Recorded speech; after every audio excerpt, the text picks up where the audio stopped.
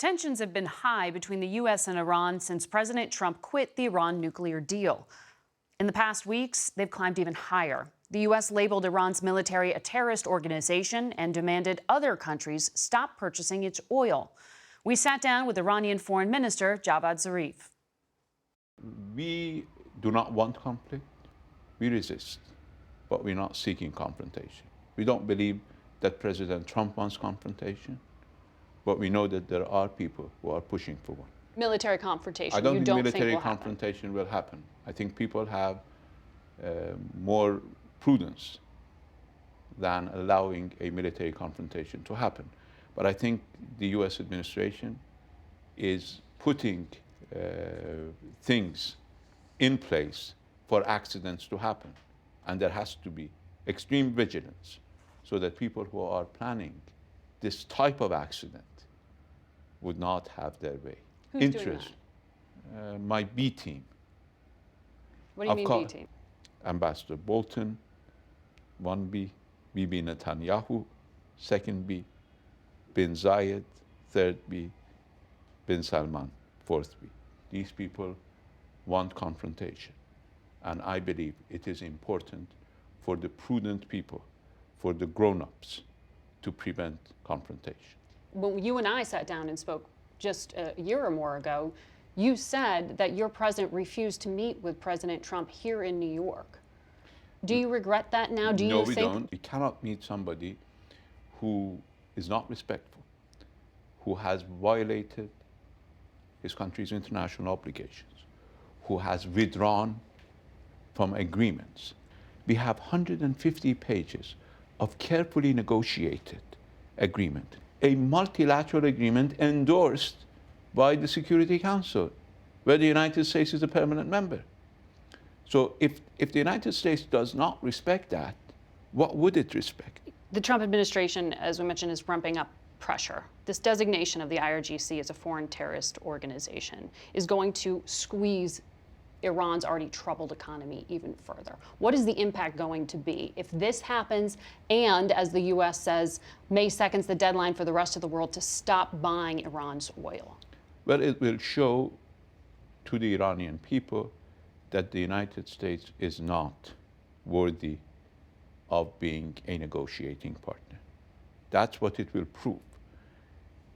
It depends on whether Europe, as well as other members of the JCPOA, want to leave their destiny in the hands of an administration that does not respect its words. We will survive. We have survived tougher days. The Secretary of State has said, look, if you just look at the facts on the ground, 603 American service people killed by Iran, he attributes this, and IEDs have maimed American service people in the battlefields. He looks at that, he looks at what's happening in Syria and Yemen and says, look, we're just recognizing facts. That's his explanation for this designation. Well, he's wrong. He's wrong because they have aligned themselves with the wrong people in our region, and they cannot accept that they're suffering defeat because they simply chose the wrong side. You were talking about what's happening in Syria. They're everywhere. They have spent far more money than anybody else, $7 trillion according to President Trump.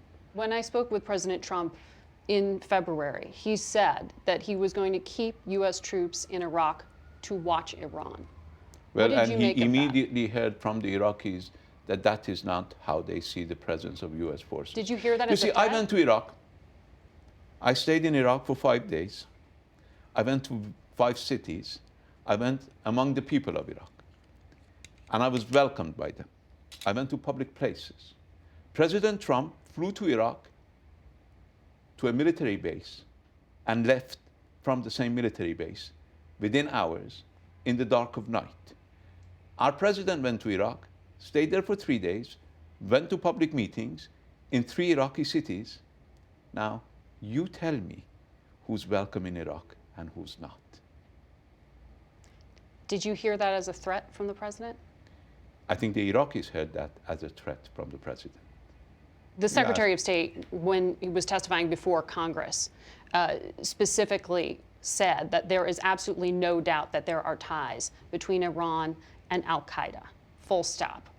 it brought up this question of whether the U.S. is going to try to use some kind of authorization for military force to strike Iran on the basis of past support for that kind of terrorism.